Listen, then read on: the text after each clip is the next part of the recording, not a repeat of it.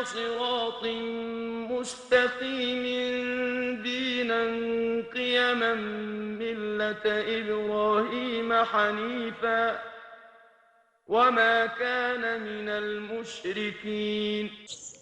Assalamu alaikum wa rahmatullahi wa barakatuh, and welcome back.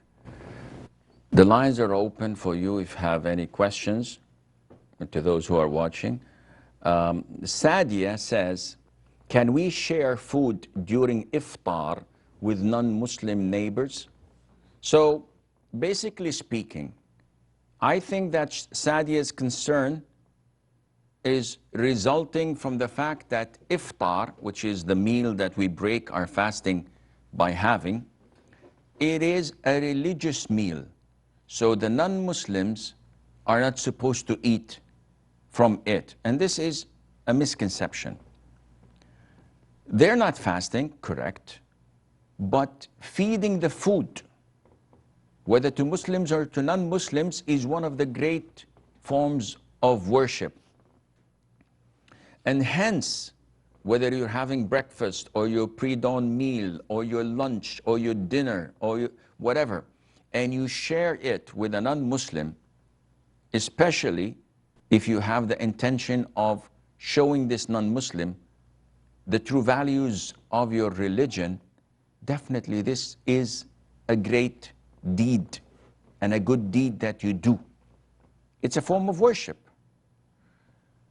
The Prophet told Abu Dhar, sallallahu alaihi wasallam, may Allah be pleased with Abu Dhar, that whenever you cook, try to make the water of this or the soup more so that you can give to your neighbors. And we know that the neighbors are of three types. One, a non-Muslim neighbor. Being good to him, Allah gives you one reward. Two, a Muslim neighbor. Being good to him, Allah gives you two rewards, for his Islam and for his being your neighbor. Three, a Muslim neighbor who is of your kinship, and Allah gives you three rewards for that. Therefore, whenever you make iftar, or you want to break your fast, and you send some food to a non-Muslim or invite them to eat with you, this is surely a highly recommended good deed for you, because you are giving a good impression about Islam to the non-Muslims. Maryam says, zakat should not be given to the family of Muhammad sallallahu alaihi wasallam because it is from the dirt of the people. And this was narrated by Imam Muslim. Does this hadith include zakatul fitr? First of all, the concept of the descendants of the Prophet sallallahu alaihi wasallam not being allowed to take from zakat, this is an authentic concept. The hadith is clear. Even Al-Hussein, when he was 2 years or 3 years of age, saw a date and he took it and put it in his mouth, and the Prophet said kikh, kikh, and took it out and said, we, the people or the family of Muhammad, we're not allowed to consume sadaqah. So this is authentic. However, anything else falls under the same category. So zakatul fitr, zakat of money, charity are all prohibited for them, providing that the Muslim government where they reside is giving them 1/5 of the bounty of war. It's giving them salaries on regular basis because they have a share in Baytul Mal. But if Muslim governments are not doing so and depriving them from their own God-given right, which is mentioned in the Quran, in this case, they can take if they are poor and needy. Malika from Tajikistan. Assalamu alaikum, Shaykh. Salam wa barakatuh. I have 3 questions to you. Yes. First one, is it permissible during Ramadan to get an injection, either intravenously or intramuscularly, or can a person do hijama or give blood to somebody or get infusion of blood or make a surgery? These are all 5 questions. Which one of them? Is it 1 question or 3 questions? MashaAllah, I need a medical I think it can be covered report. within one question. Okay, second question. Second one, it is some people have an opinion that it's not permissible to swim in the pool or in the sea during Ramadan. Can it be true? Okay. And the third question, can a Muslim be examined or treated by a non-Muslim doctor? Especially, in particularly, I am interested in, can a Muslim lady be treated by a non-Muslim gynecologist? Okay. I will answer all your questions, inshallah. Thank you. You're welcome. So Malika has a number of questions. One of them, for a person who's fasting, can he take an IV serum or injection? Or, first of all, the injections that go into your body are one of two. Either they are not nurturing your body. So a shot of Voltaren to reduce my fever, no problem. Vaccinations, no problem. Vitamin B's complex, no problems.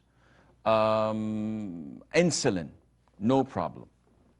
The second type are things that give you power, can substitute for food, such as IVs with glucose, or the serums the syrups they put, I don't know what they call it medically, and these things nullify your fasting immediately. So if you are taking a medicine within the IV syrup that they have, this big bottle with glucose, etc., whatever they have in it, this breaks your fasting. Other than that, there's no problem in it, inshallah. We have Shawkat from the Emirates. Yes, Assalamu alaikum. Salam wa rahmatullah. Mute your phone, mute your television and listen to me from the phone, please. I would, sir. Thank you very much. I have a question, Sheikh. Yes, sir. If a lady is watching a man giving a lecture on TV, for instance, the Islamic lectures, she's at home, and is she supposed to be in hijab, or no, she can be in normal dress? Okay. This is first question. The second question is, can a lady put a musk or a misk while fasting? Okay. Is it allowed or not allowed? Any musk perfume or any perfume? No, musk perfume, particularly musk. Okay. Any more questions? No, sir. Thank you very much. I will answer you, inshallah, Shawkat Bhai. Shukran. Hayyak Allah. Malika's part of the question is cupping. What's the ruling of cupping for a person who's fasting? And it's an issue of dispute. The most authentic opinion, it is not recommended, but it does not affect your fasting unless one faints or feels really tired and sick out after doing it. In this case, he has to break his fast. But the most authentic opinion that it does not break your fast. Blood transfusion is an issue of dispute. Some scholars say that this is neither feeding or drinking. And some say that the essence of feeding and drinking is to nourish the body, and blood is the source of nourishing the body. So it is an issue of dispute. I personally, I'm hesitant. I cannot say yes or no.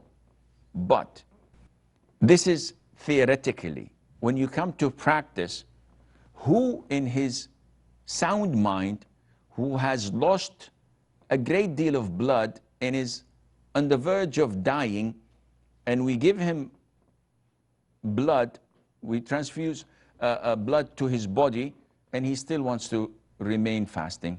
This is not logical. The guy is about to die.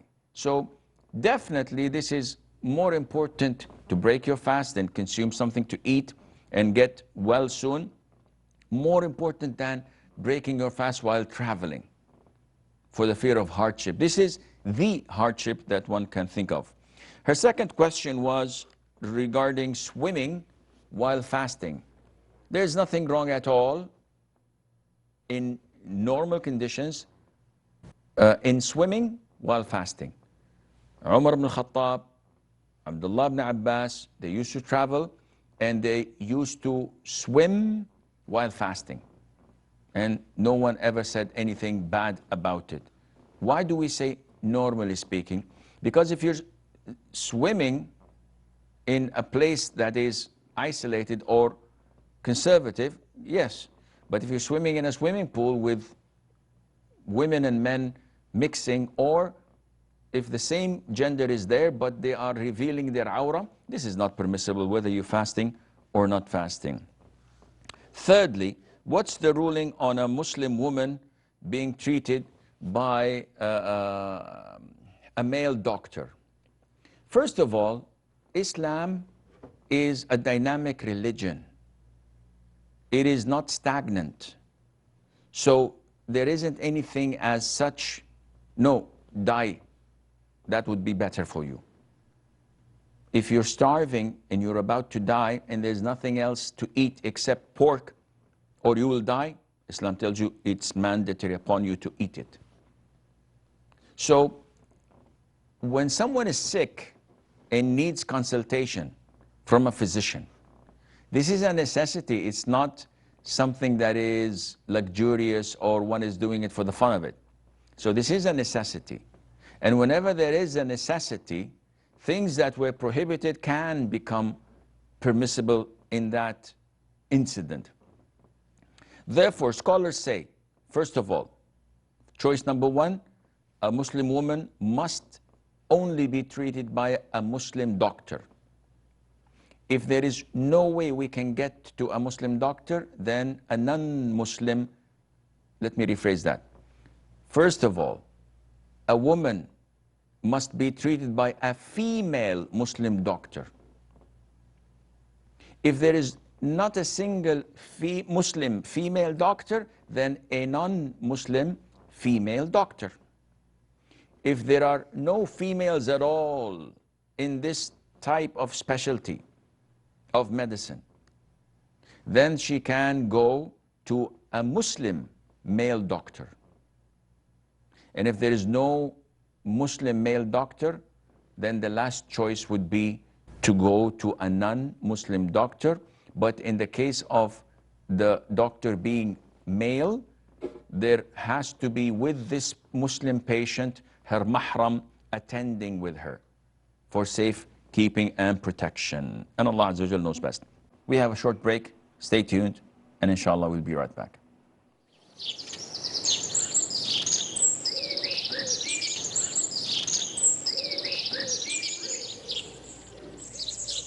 Assalamu alaikum wa rahmatullah, and welcome back.